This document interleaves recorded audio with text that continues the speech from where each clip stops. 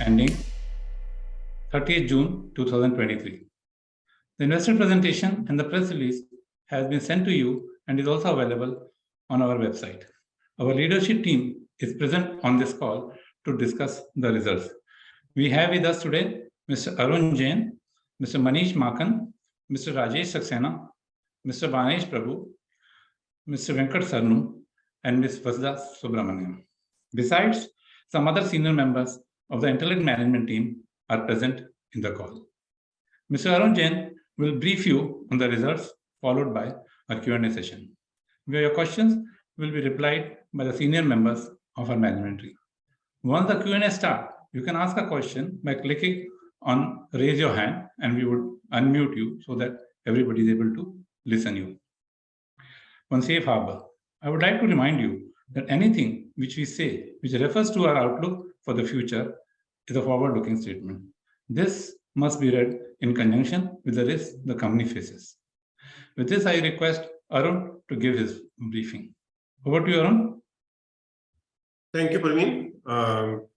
It's a great privilege to talk to you all the investors this quarter.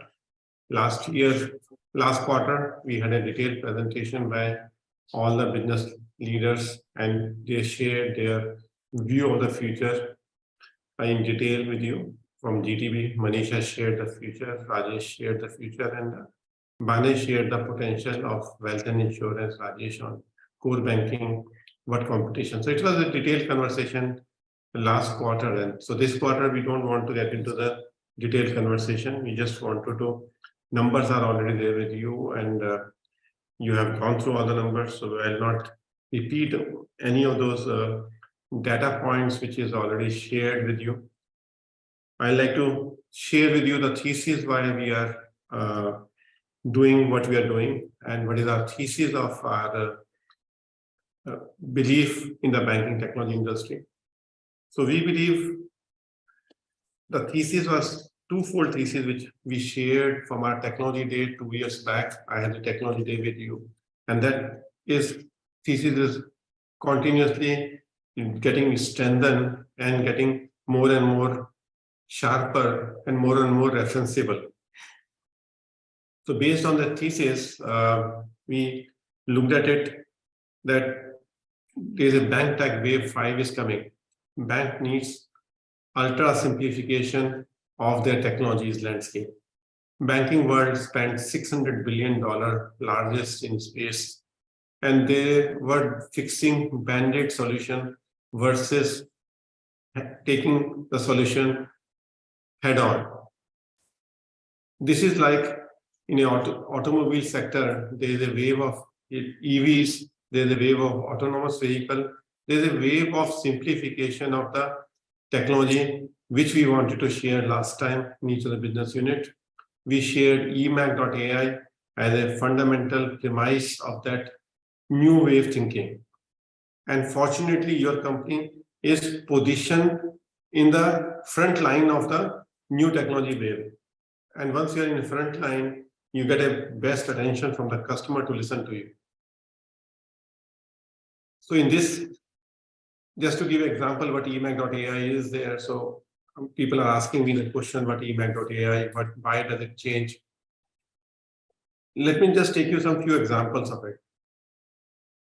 Rajesh has taken the example of iCredit 360 for research in previous meetings. What does it mean? It means that a research bank in Sweden is chosen eMACH.ai technology so that they can compose the credit businesses or credit product the way they would like to cater to their customers. So if they want to embed credit card along with lending, or SME lending with something else, or with deposit and lending together, they can compose the solution. So it's like a IKEA way of doing the business, where you have a components available and you create your own object what you want to deliver to the customer. That's what eMACH, and eMACH as each alphabet defines the way new wave will be working. New wave will be working on microservices. It works on API. So microservices and API are two levers around which new wave is working. And for experiential learning, we create a wave called cloud and headless. So on cloud, we provide our technology, which a customer can consume it and he can define the experience. So now another example of the deal which we have won recently in this quarter is one of the largest bank in Asia Pacific. They chosen our technology along with Accenture to create the experience. So their underlying technology of corporate banking will be ours, payment technology will be ours, and Accenture will be building the experience layer on the top of it. So that gives the ability for bank to work on eMACH.ai. Similarly, another bank, OTP Bank, we have announced the deal. The context is OTP Bank is the largest bank in Eastern Europe. It's not only in Hungary, but there are 11 countries it's present there. And GCB, Rajesh Saxena has won this deal. This was a stiff competition over the last 2 years. We mentioned 2 years back that we are working on eMACH.ai, that with a certain European banks, and this was one of those banks who decided to decide in our favor. It was a tough deal from Europe perspective because Temenos is a local player in Europe from last 20 years. And on the other side, Thought Machine, where there is an investment of more than $500 million investment invested in Google company, they came as a competition. So it was a 3-leg race where we looked at it. Our core point was, we are on one side, we had a cutting edge technology like what Google can give, and we had a deep domain depth of the knowledge which Temenos or Finacle can give, and that's the best of both worlds. We are in the front line of the new wave of technology. So that is the one thesis which is resulted into the 5 deals from 5 different regions. So beauty is we have one deal in Asia Pacific, second deal in Saudi Arabia, third deal in French bank, fourth deal in Eastern Europe, and fifth deal in USA. Now it means this wave is not localized to particular one country. This wave is the wave of simplification, and simplification is possible, which is driving value for the banks. So why the banks are getting benefited from this wave? Their operational cost can be reduced using decision AI by 30 to 40%. Their ability for targeting the right customer for the right product segment at the right pricing can be improved by 20 to 30%. They can target right. The issue of the banking is whether you target right to the right customer for the right product. That possibility of design using configuration is a second benefit banks get. So bank gets 20% benefit on the top line and 30% on the bottom line on operation cost is an interesting proposition. Our focus moved towards distribution now. So Intellect 3.0, our focus become moving towards how do we create distribution partners. So after IBM, now Accenture has looked at our technology, they evaluated it. It took a lot of time for them to evaluate it. Now we won the first deal with them. It's a very big starting point for winning the deal with Accenture. So this is the first thesis for what we believe that our growth journey, though banking and financial sector is muted for all the service sector, we will believe that our journey of design around 20%, 15 to 20% is still intact for this year. The second thesis which is there, which is that we went to the platform mode of design. So we moved from product to platform to technology. That's I shared with you in December 2021. I shared with you on Technology Day 2 that what is our technology we are embarking on. And we shared in detail about the technology details. Some of the people trusted us, some of the people didn't trust us, and resulted into, and that technology shift of December 2021, we wanted some investments, and we shared that we will be investing back our cash into the generating those technology to create eMACH.ai. So we invested extra money during 2022, and that resulted into drop of EBITDA, which is being shared by some analysts that there's a we are losing steam. So it's been interpreted, in spite of sharing with all of you, that for a good technology company, our purpose of our cash is not to acquire company. Purpose of our cash is to reinvest back whenever a big change is there. But I think we couldn't able to provide enough confidence and trust in all of you. So this is our mistake, that we couldn't able to provide that trust to all of you, that why such technology investments are there for future growth of the company. So for that, in platform, the second thesis, what we looked at it, we invested into platform first and then product later. So once you build a platform, like we build up an AI platform, an AI platform has got multiple components, one data component and one document component. So these two pieces of the technology, with close to 30 plus algorithms, we built this AI platform over the last 7 years. Now the same platform we are leveraging for ESG, where Norges Bank, what does Norges Bank use for? Norges Bank invests in 8,000 plus companies. They have a $1.3 trillion fund. And that fund, they want to look at it, the company which they invest in, have a right ESG practices or not. Now, ESG score they can get from anywhere. But to convert practices, which is defined in some annual reports, some published documents, some websites, there's a huge amount of job to be extracted that information and aligned to the questions they have. So they have close to 200 questions. Their ESG analysts look at it, around which they evaluate the company. So our same AI platform is leveraged for that. Same platform is leveraged for Magic Invoice. Same platform is used for underwriting insurance. Same platform is used for underwriting lending. Same platform is used for supply chain finance and trade SIP in iColumbus.ai. So it's a one investment of platform which is resulting into 5 use cases. Similarly, we built up a platform, Turmeric, no-code platform, where we can do the way data works, the way process works, the rule works, event works, APIs works, and UX work. And it's being leveraged for all the other products. I mentioned in the morning call to AGM that we invested over the last 8 years close to 16 million person hours. Now, 16 million person hours in US context at $80 per hour, which is an average rate of R&D dollars, which is invest, it's a $1.26 billion. No single player in the world has invested $1.26 billion in designing the technologies of the future, which wave 5 of the bank is looking for. So that's the thesis what we have. Obviously, India is an underdog, and India doesn't believe that we can do something in product business. But today, when we look at competition in GCP space, where Thought Machine and Temenos are the 2 leaders, we are able to displace them in a large deal in Eastern Europe.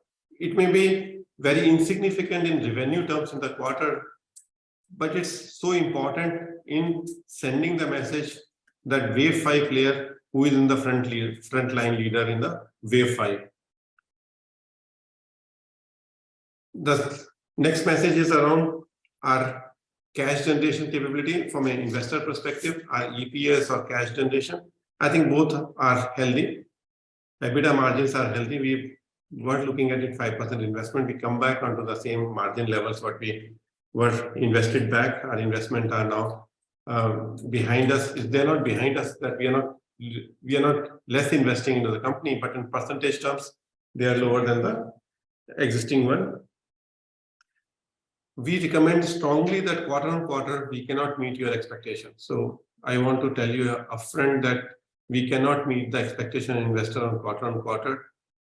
This is a technology business, is a long race of 3 to 5 years where the leadership will be defined.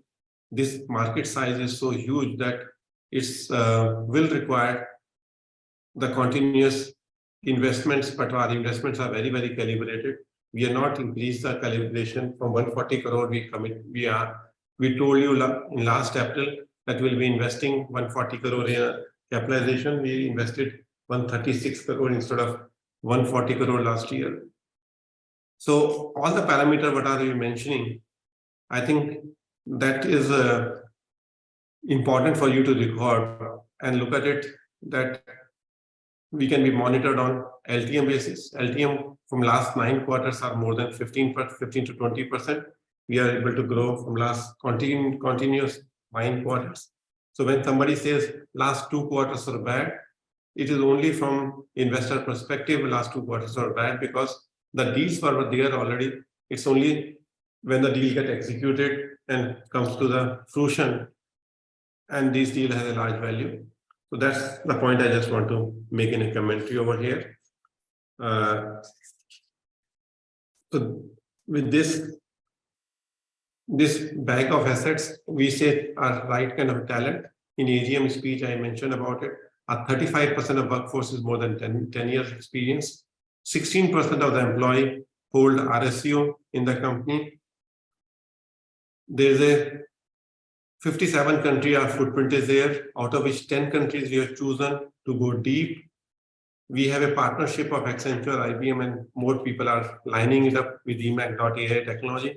We have a big partnership with Azure and AWS. We have a top customers in each geography, top 9 customer of Middle East, top 6 customer of Europe out of 10, top 4 out of 10 in Americas, top 9 out of 10 in India. So then top 5 out of 10 in Asia Pacific. So there's no single company with a footprint from ANZ and Asia Pacific to Americas, and where we are showing the example of our bullseye on AI and composable and contextual technology, which is driven by design thinking, composability, contextuality, and D-3 OT. So this is the commentary. I would leave it now for the question answer session so that you have enough time for asking questions to me, Rajesh, Manish, Banesh. All 4 of us can answer the question. Besides financial question can be answered by Vasudha and Sarnu. So over to question answer session. Thank you, Arun. Now, in case you want to ask a question, please click on raise your hand. In case you want to ask a question, please click on raise your hand.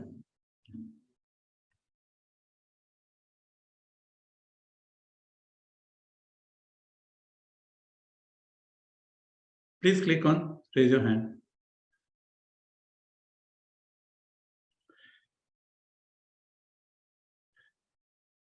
First question is coming from Mr. Mohit Jain from Anand Rathi Securities. Mohit, we have please unmute. Unmute and speak. Please unmute Mohit. Yes, I can hear you. I can. Sir, first of all, congratulations on a good quarter.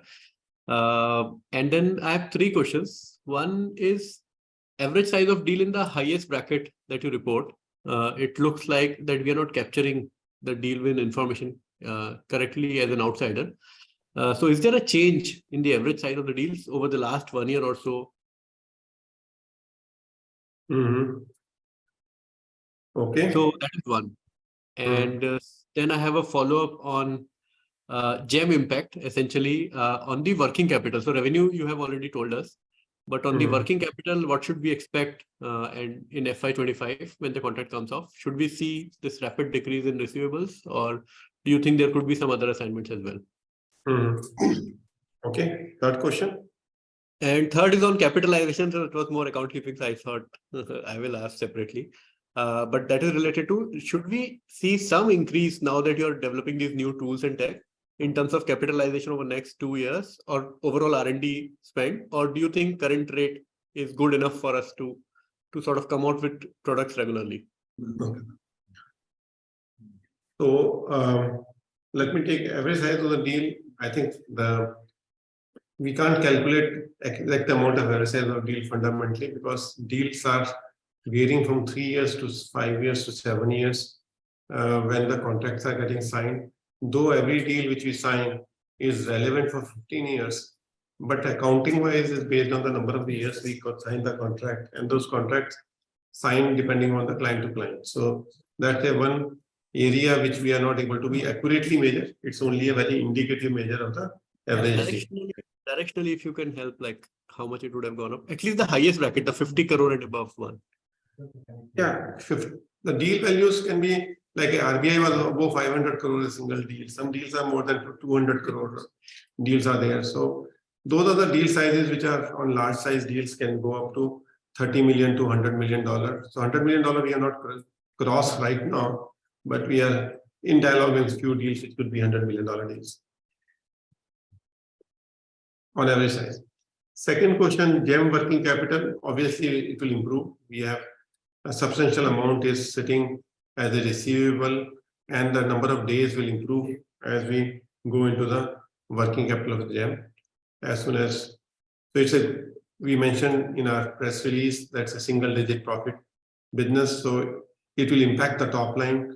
After quarter four will have an impact on the top line, but we don't see the significant impact in bottom line. Some impact will be there, but not significant. So sir, going ahead, international DSO, the way you disclose in the PPT, we should gradually approach towards that, or do you think there will still be? That's right. That's a fair assumption. It will be towards international. Then third thing is capitalization.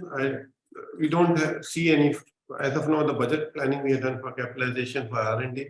We are in line of close to 140 crore. It's less than $20 million. Normally our budget used to be $20 million, which means 160 crore, but we'll be spending $17.5 million for this year.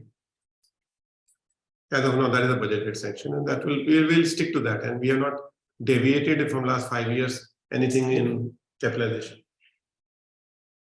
Okay, perfect, sir. And if I can, it is a repeat question, but if I can have a follow-up, like, is there any difference now? Our licenses sort of has caught up in terms of growth over the last 2 quarters. So earlier we saw this trend where license revenues growth contribution was little lower, while SaaS was picking up quite fast. So last time you told me that now clients are not differentiating much. So is there a change in scenario there, or do you think license SaaS could go hand in hand at similar growth rates? I think compare license link revenue again from our viewpoint. It's a customer choice to choose pay us upfront license or SaaS. So we don't want to differentiate. We want to give flexibility to the customer what they want to choose.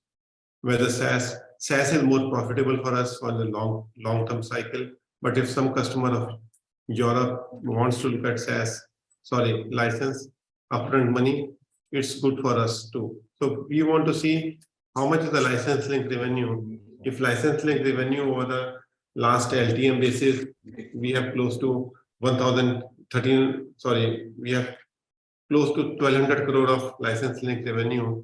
That is the most important figure for you to look at it, whether it comes from AMC, whether it comes from direct license sale, whether it comes from SaaS. We are open to that. We are not following Terminal's policy that we only want to do SaaS business. We don't want to follow that. Okay. And your guidance, growth guidance of 20%, we should look at it adjusted for GEM, or? Yeah, that's right. We need to look at adjusted for them. 15% you can look at it. Some decisions may be slow or fast, 15 to 20% anything. Perfect, sir. Thank you and all the best. Venkat, sir, congratulations on your new role. Thank you. Thanks, Mohit. Next, we have Mr. Vivek Taruga. Vivek, please unmute yourself and ask the question. Sir, able to hear me? Yeah, Vivek, please go on.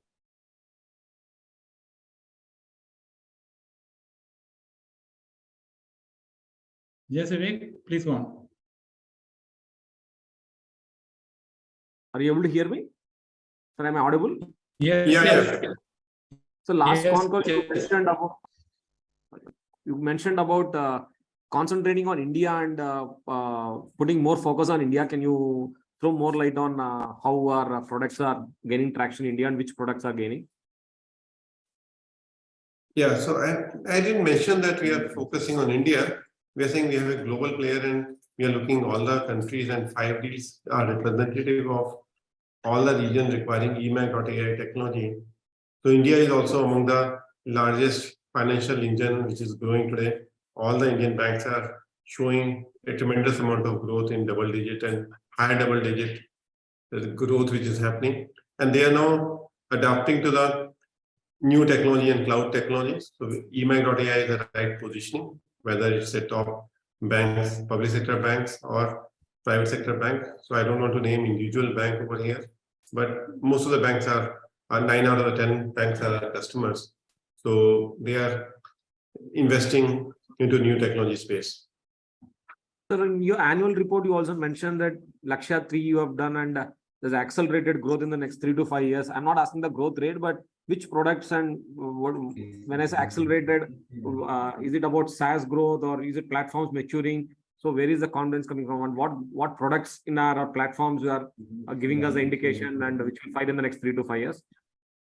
I think the way we are looking composable and contextual, so we changed the strategy from product to technology company.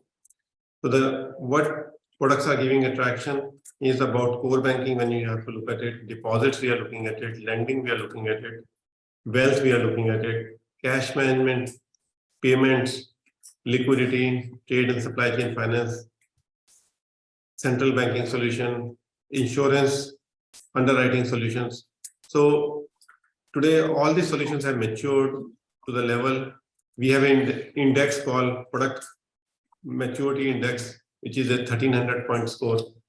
So today, almost 9 out of the 14 products are crossing 1100 mark.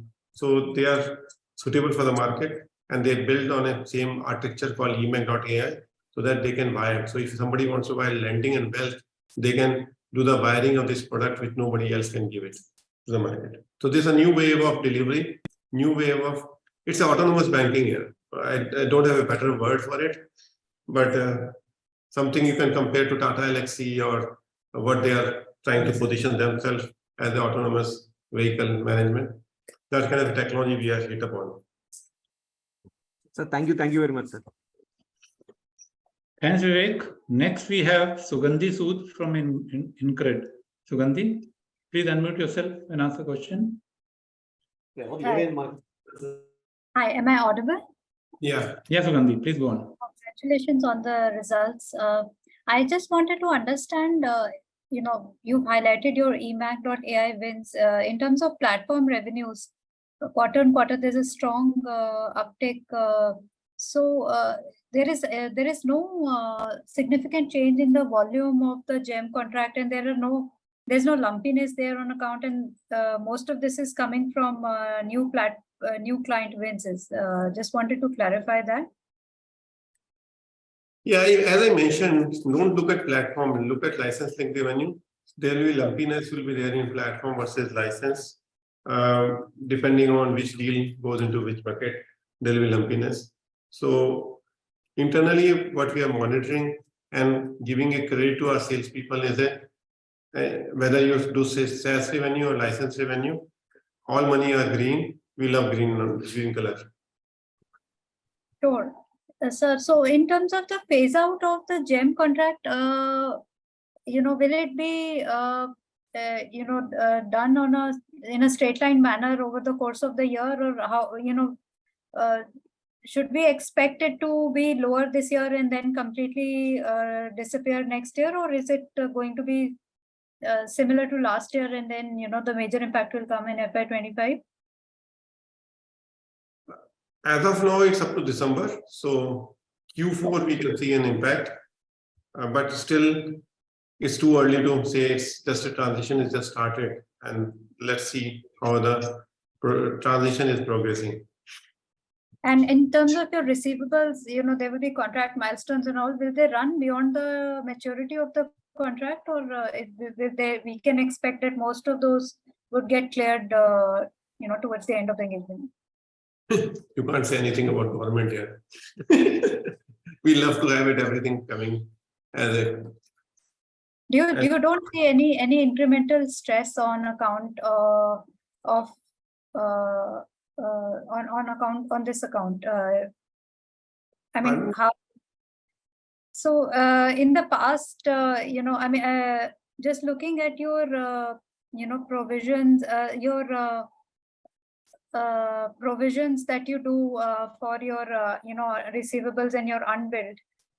For your unbilled, the provisions have slightly trended up, but you don't see any incremental pressure. No, we are not seeing any incremental pressure. It's the same pattern we have. We do some provisions every quarter on the provision so that future risk. So we are taking conservative approach of providing appropriate number or slightly higher than the appropriate number for provision. So they can be some point of time they could be right back if it is required. But as of now, we want to remain the same policy of provision. Sure, sir. And just wanted to, cross-check, you are guiding for 15 to 20% growth this year? Yeah. That's helpful. Thank you. I'll just get back in the queue. Thanks, Sugandhi. Next, we have Mr. Anil Tulsiram. Yeah, thank you. Thank you for the opportunity. I have 3 questions. First, if I look at your history last 10 to 15 years, we have launched many products. And some of the few products have been successful in reaching the stage 5. But many other products like say treasury, wealth, brokerage, insurance are still in stage 3. So what I want to understand is what are the conditions required to reach for a product to reach stage 3, or we ourselves take some conscious decision that this product is suitable to reach stage 3. What exactly is that? That is the first question. And the second question is, in the past, we guided that we soon will enter USA for core banking product, but it has not entered. Obviously, you have taken some conscious decision that it is not the right time, or we are not prepared, or the competition is whatever it is. So just want to understand what are the conditions that should be met that before we launch our core banking product in the USA. And the last question is, I think in the technology day too, you spoke about iCredit 360 being launched in UK and Germany. So what's the progress there? How are we getting the success there? So that are the 3 questions. Thank you. So first of all, thank you very much for tracking every conversation and recording all of it to follow it up on. So for stage 3 to stage 5 products, we had discussed with you very consciously. We take 2-3 products at a time and move them to stage 4 and stage 5 because investment, go-to-market investment. So normally people believe that product investments are X 100 rupees and go-to-market maybe 40 rupees or 50 rupees. But our learning in last 5 years is if I'm investing 100 rupees for engineering, then I have to invest 200 rupees for go-to-market. And that is where what defines my stage 3 to stage 5, which based on the market potential, TAM of the market, and investment we are making towards making that leadership product. So now treasury and brokerage was in a phase 3 of our phase right now. So this year we are taking these product maybe, but brokerage we are not taking forward as a product. But our other portfolio, which is too big in size, core banking, lending, credit card, central banking, wealth, liquidity, DTB, digital transaction banking. I think their basket is too big a basket for us to look at, to worry about treasury or brokerage as a product to be looked at it. So we don't see that any barrier for our next 3 to 5 years growth engine. About second question on US for core banking, I don't think I ever mentioned about that we want to go US for core banking. We said we want to be looking banking in US. So our US market strategy is around insurance underwriting. That is the core strategy for the US, and GTB product, which is a DTB or liquidity, is a strategy for the US, and we are on track of it. We suffered 2 losses last 2 quarters. The 2 banks which have gone down are both the places we lost substantial sales traction. We had deals in both the banks, and both the deals got delayed for. So one deal has completely gone, Silicon Valley Bank completely gone. Those deals could have been few millions dollars of deals which could have been there. And similarly, FRB, we were looking for a complete digital transformation for FRB, and they have already selected us. It was almost on a paper of signing a paper. So we lost 2 traction in US on that bank. So that's the update on US, but it was not related to core banking. We believe that core banking is a great opportunity in US, but we need to prepare ourselves. As of now, we are seeing a lot of opportunity on core banking in Europe with the OTP Bank signing it up. And our focus is more on that side. We are spending more time.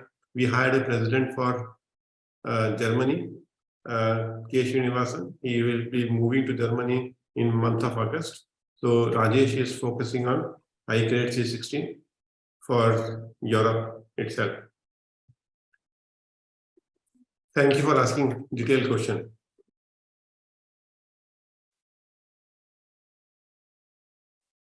Next. Thank you.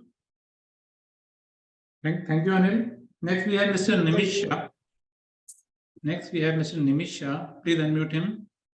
Yeah, am I audible? Yeah, please go on. Yeah, thanks for the opportunity and congratulations on good numbers. Sir, in your opening remarks, you mentioned that now you are at a phase where you start looking to add distribution partners, and you have already partnered with IBM and Accenture. So just want to understand how will this impact our implementation revenues going forward? And we've always maintained that over a longer term period, the business has been designed for 20% growth. So just want to understand, is this growth is for the company as a whole or for the license link revenue for us? No, this is company as a whole. So obviously, when you are choosing a partnership network, some implementation revenue can be available for the partner to succeed. So that's definitely, but the size of the pie increased substantially. Manish, you want to answer? No, Arun, that's the answer. Wherever we've got the system integrators involved, actually the pie has gone up 5x almost, and we get more money through those, because this is not just at that stage automation of the existing system. It's a much larger digital transformation where they look at a customer impact, the customer growth, the operational simplification. So the value added is also at a different order. So the customer is willing to pay that. Right. And does this change our margin profile in any manner? It will. Positively. Right. Any some directional sense? Couple As of of quarters. now, it's too early to communicate, but I think it will impact because license revenue goes up and the margin obviously will go up. If license revenue goes, margin will go up. I think the positive sign Right. is number of these large partners are willing to work with us, enabled by, like Arun called out, eMACH.ai. They look at the technology, they look at our footprint and the customer trust and analyst endorsements given to us. And then they look at especially the technology enablement, extensibility, composability. That makes the magic potion happen. So we are referenceable, we are extendable, we are composable. And now the partnership, we've always said the indirect distribution will help us grow to the next order. So we're taking those early steps and building that. We don't want to just run through it and blow ourselves up. We want to design it for right scale and deliver. Then once we hit the scale, we don't have bumps. Understood. Yeah, that's it from my side. Thank you. Thanks, Nimish. In case you want to ask a question, please click on raise hand. Please click on raise hand. Next, we have Mr. Amit Chandra.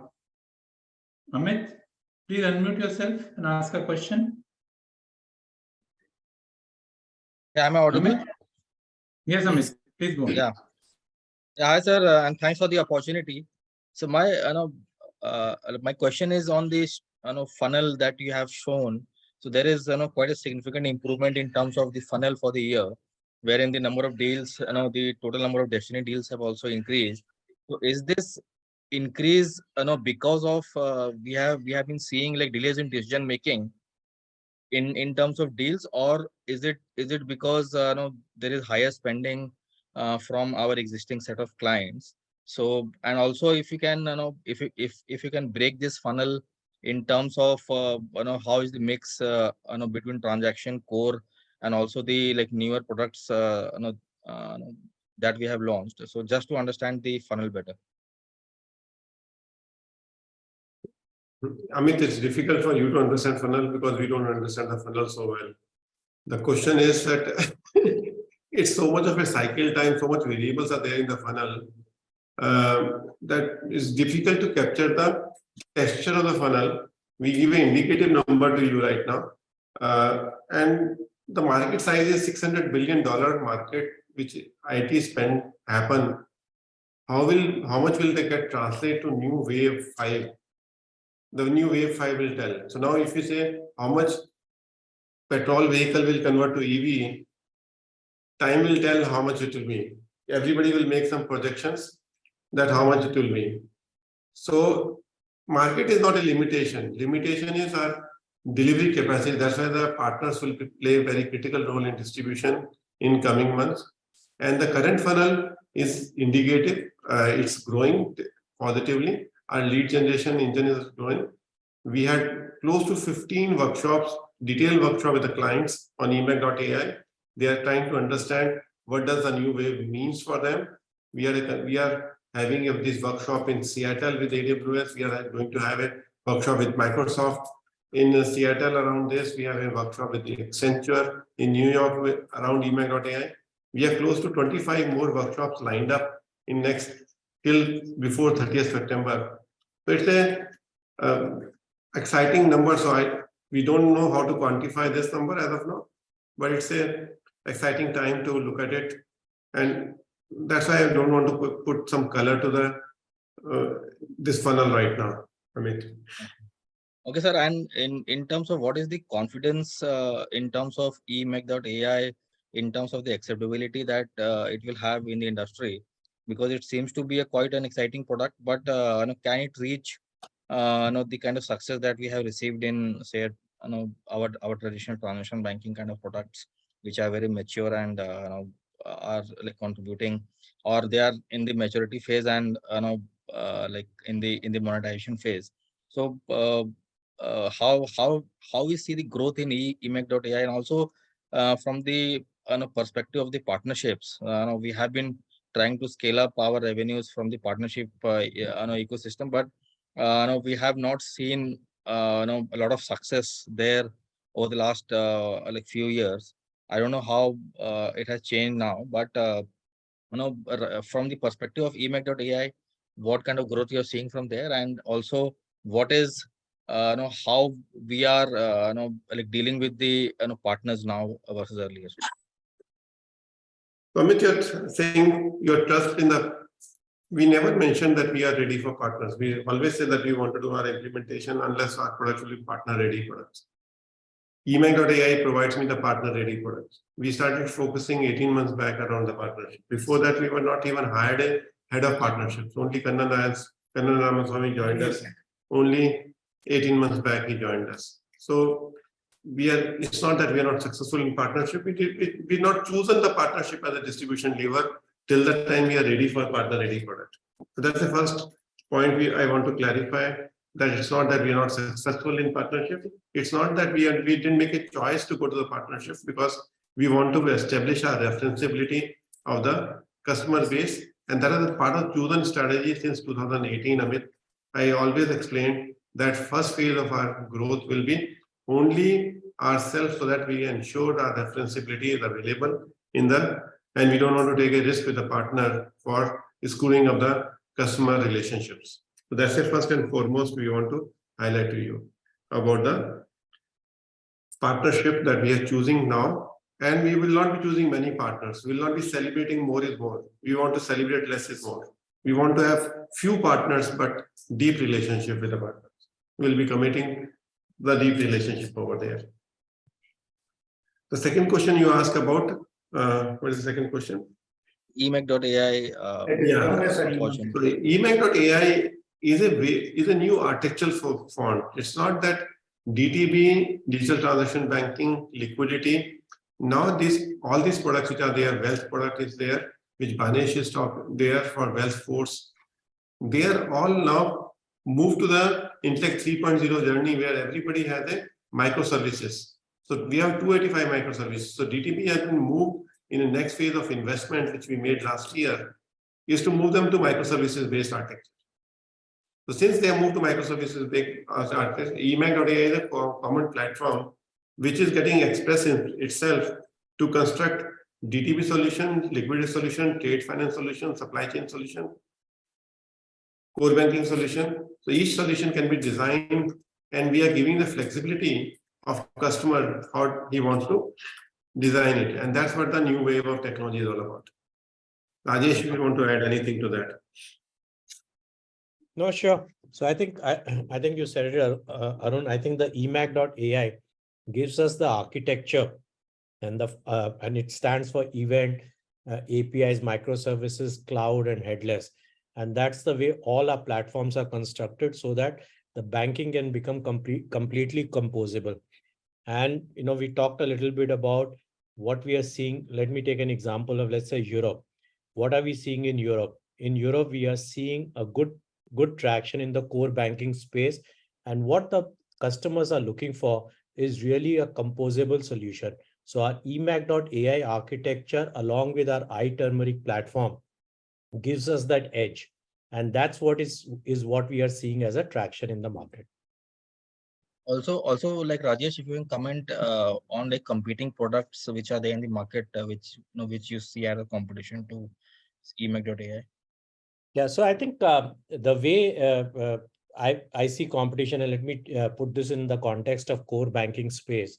So core banking, traditionally, we have seen competition from players like Temenos, FlexCube, Finacle, etc. And then there are new age players like Thought Machine and Mambu. Now, Thought Machine and Mambu come with an architecture, and what Temenos and FlexCube and Finacle would be the domain, the depth in the product. Intellect has the great advantage that we have the depth as well as the architecture of these new platforms. And that's why, for example, we talked about this OTP deal, and this OTP deal that we won against Temenos and Thought Machine was really because of both our architecture as well as the depth that we have. And that's what is resonating in the market. And like Arun sir, my last question is on the like GEM project. Obviously, the GEM project will be there till December, but in terms of the bids that came up for the project were substantially low in terms of what we were operating at. So how do you see that? And also in terms of our receivables, what part of our receivables is from GEM? There is substantial receivable we mentioned earlier, so that should cover it up. And second is at TCS value, I think we will not be doing that business yet. We don't want to be in loss-making business, or we don't see TCS can make money on it. If they want to win it, it's their joy of serving the government. But we have served the government for 4 or 5 years. It's a national project we have taken to solve the national problem. So GEM is no regret for us. GEM is cleaning it up our eMACH.ai. Just I would have expected some investor to ask question on AI. I thought AI is a hot topic right now, and AI, the kind of a capability what Banesh has built for AI is phenomenal, and that is not coming out as a separate space which we are differentiating along with the composability. That is a space, is a contextuality in operation space. And this is a decision AI. Decision AI is very different from information AI. So when you talk about ChatGPT, it's an information AI. You can't use for any business decision from ChatGPT. You can only take some information, and converting information to knowledge and knowledge to decision is a 3-step process of the AI.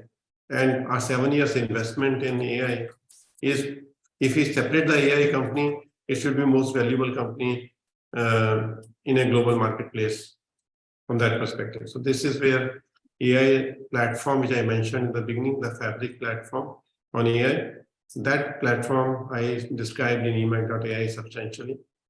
That is giving an entire boost to the entire all the product lines. And also, if you mentioned about the AI thing. So, are we selling AI as a separate capability, or are we embedding AI into our existing products and platforms? Yeah, we are selling a separate product like Magic ESG. It's a separate product on ESG with Northeast Bank, 1.8 trillion, $1.3 trillion fund management. It's a separate product. So Banesh can highlight more on that. So thanks for that question. Let me sort of explain it in two different ways. One is eMACH.ai. We heard a lot about eMACH.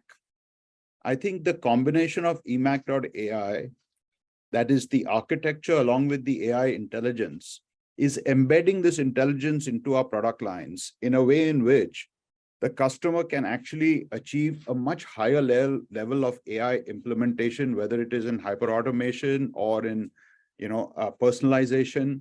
So I think, for example, I'll give you a wealth perspective, right? So from wealth, and as you probably have already heard, we won an award for for the most exceptional usage of AI across Pan Asia, which covers Asia and India, from the Wealth Briefing Awards. And one of the interesting things is MAC gives you the composability that Arun mentioned, of being able to compose for different segments, different product capabilities. For example, we've just recently gone live with one of the largest private banks in India.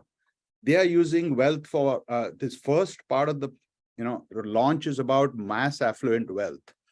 Now, clearly, we all know that the penetration of mutual funds in India is growing significantly. And how do they actually provide a technology architecture? And by the way, this architecture is on the cloud, it's on AWS.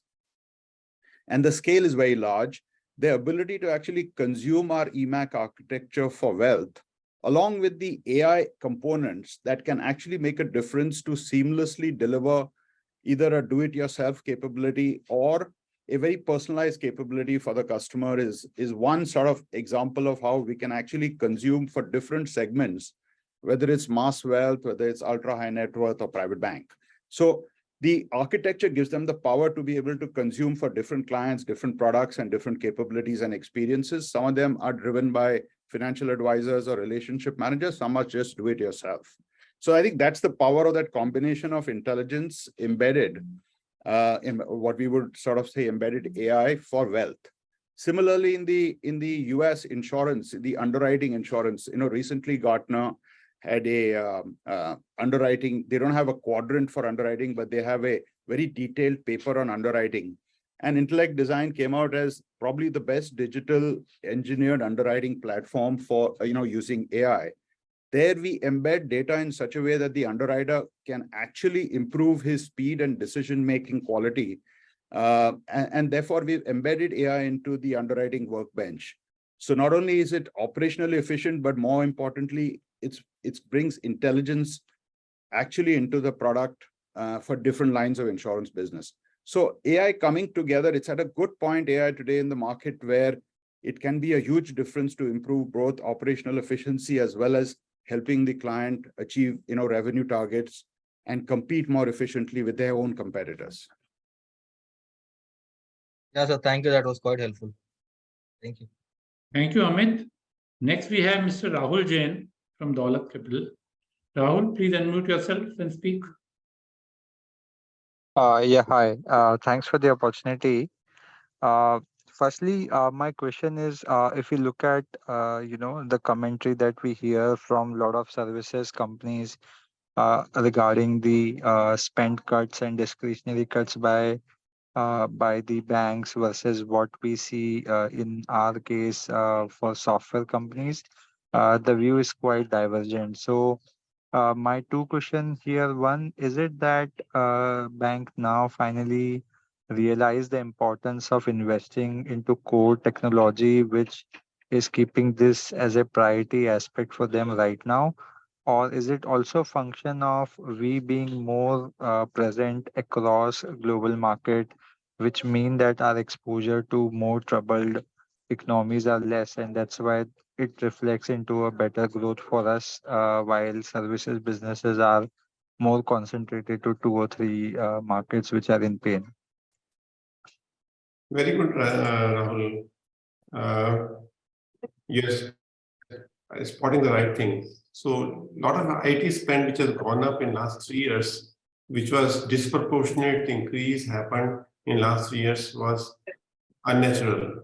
This was, to me, I mentioned to in one of the call, it was like a band-aid digital. You do the digital, which looks nice on a face of it, like a face makeup, but you don't make a change in the structural digital. Structural digital, you need to make a change in data design, you need to make a change in a data layer, you need to make a change in a product layer, you need to make a change in a process layer. All have to go together. So your question is that when COVID happened and everybody wanted to sit from home, they did a very quick and dirty solution, and they wanted hundreds and hundreds of people to solve that problem. So it's a good for Indian companies that we made a lot of money out of this problem statement of band-aid digital. Now, band-aid digital to structural digital, which Manish was mentioning, structural digital, when the deal which we won in Asia Pacific Bank with Accenture, that's a structural change. They are looking from a business transformation to the digital transformation to the data transformation. All three come together, and that's why the deal value multiplied 5x compared to the band-aid solution where the deal value is limited to 1x. So that's a right analysis you have done, Rahul, that now bank, for VFI, they don't have an option. Like electrical vehicle, there's no option for all of us not to go to electrical vehicle. When we make a decision, it's our choice. Right. Thanks for the clarification. Secondly, from a market perspective, do you think India being now becoming very center stage from a global demand point of view in many industries, do you think that would be true for your business as well? If yes, then what's the strategy out there? In what context? For other industry I mean, context?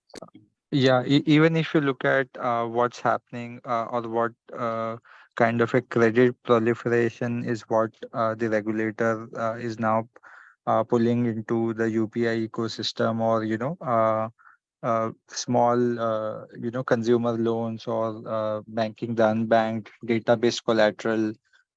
These kind of things are now coming where a lot of NBFCs and banks are getting into the digital solutions with the lending partnering the lending or fintechs rather.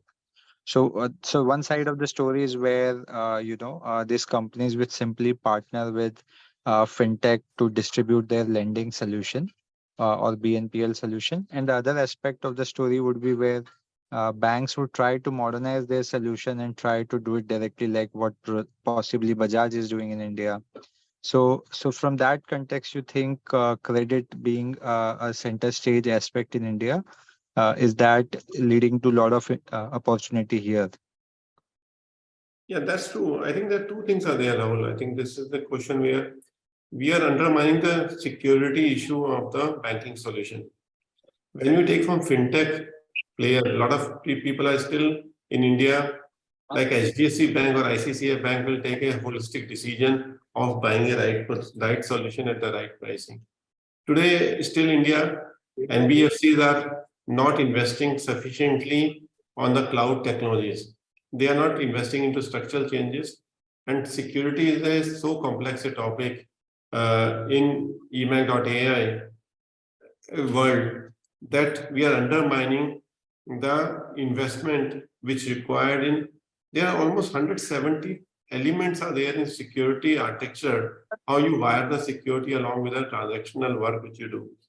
And that's where I would say India will go through 2 phases of investment. One phase will investment as a band-aid solution, and then the second phase will happen in structural solution. Okay, so at best we will see the band-aid one where our software companies would have limited participation, but then we may have a larger piece of the cake eventually. Eventually, yeah. Yeah. So and the last piece from my side, which is related to wage or any other investment. if you want to say that from the current base, what are the investment required for this part of the later part of this year in terms of wage correction or people investment or any other investment from a cost point? Fortunately, because the software industry is in trouble, we are beneficiary of that. So we don't have to pressure so much on that particular thing. So, but on the other side, on investment side, just to not to take it lightly, your question is that how much is the forecast on the cost structures? Cost structures are stable now. Last year, our cost structure become unstable because of COVID time and the industry issue which has happened. Our investment will be distribution. Our focus is 3Ds: distribution, distribution, distribution. That's what we are now looking at it and spending time on it. So we are in, our management team is in US starting from Monday. So Banesh is sitting in New York right now. So our focus is deeply on distribution right now. Right, and this increment, if what or maybe whatever correction needs to happen, is already baked into the current cost run rate at this point. At this point of time, yeah. Okay, that's it from my side. Congratulations to Venkat for the new role, and also congrats Vasudha for this position. Thank you so much. Thank you, Rahul. Thank you, Rahul. Next, we have Mr. Narendra. Mr. Narendra, you are there? Narendra? Okay, he's not there. I think he has left, looks like. Then, Arun, we have only the two follow-up questions. There's no new question. Can we take them? Just take next we have, 5 minutes. yeah, Mr. Anil Tulsiram. Yeah, thank you for opportunity once again. I have again two questions. First, I understand existing customer base account for almost 80% of your revenues. So what I want to understand is what happens at the time of renewal. So how easy this renewal are, or again, we have to go through the RFP or other things, or to put in another way, how easy or difficult is for your customers to switch to another vendor, and what are we doing to make these customers more sticky? That is the first question. And the second question is, around 2021, we spoke about cross-sell opportunities that we will go deep in the top 10% of the clients. So what's the progress here? Thank you. That's the two questions. Manish, would you like to answer?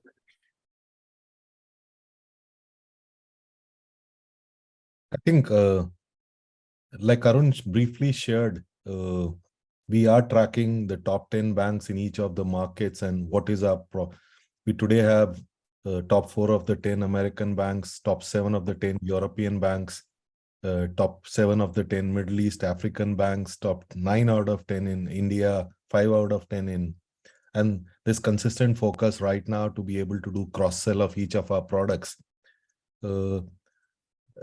Difference between us and some of the other vendors is those term contracts, our renewal goes in because they are not, they are just selling the license and they get away, and they're not partnering in the transformation of the bank and the growth of the bank. That's when the RFPs kick in. We've consistently been sharing, we are regularly upgrading our products and capabilities with our customers. So we faced less challenge from that perspective. There are sometimes you have, from a procurement process, there's a closed bid done just to ensure that compliance processes are taken care of. Our journey is to be with long-term for customers. It's a 15, 20, 25-year journey. And we have last time also shown some of our customers, the lifetime revenue we coming from that. So it is always consistently keep investing in customer success. You don't come, when the moment comes to renew the contract, you're not then letting procurement take over. It's an extension of what you're doing.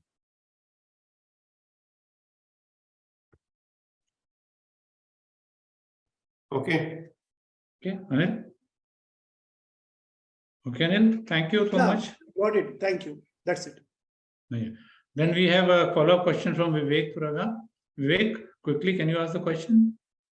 Yes, sir. My question is on the US. Last year, Arunji said we have lost 2 deals, and given the current conditions, do you expect the similar growth rate like last year, like you guided 50%? And how is the outlook on that? Both the time to deal closure and also the insurance part, like Intellect AI part, like which you were very positive last year. Thank you, sir. Thank you very much. And we are as positive on Intellect AI, is more positive on Intellect AI on US growth.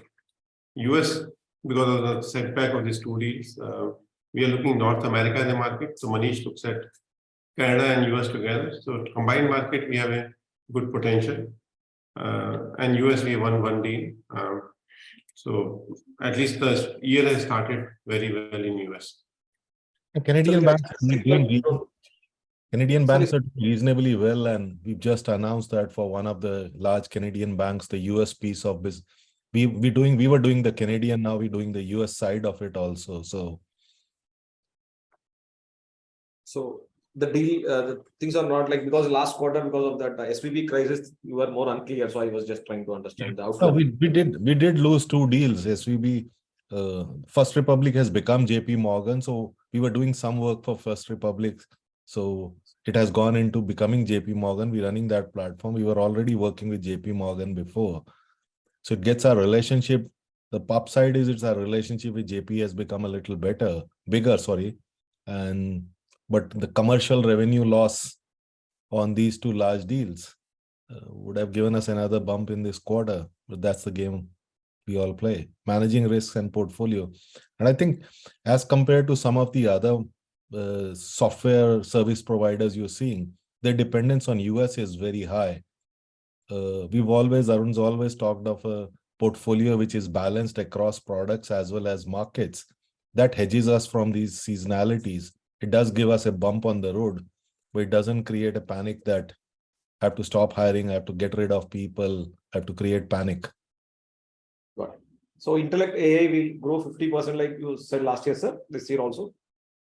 Last question, sir.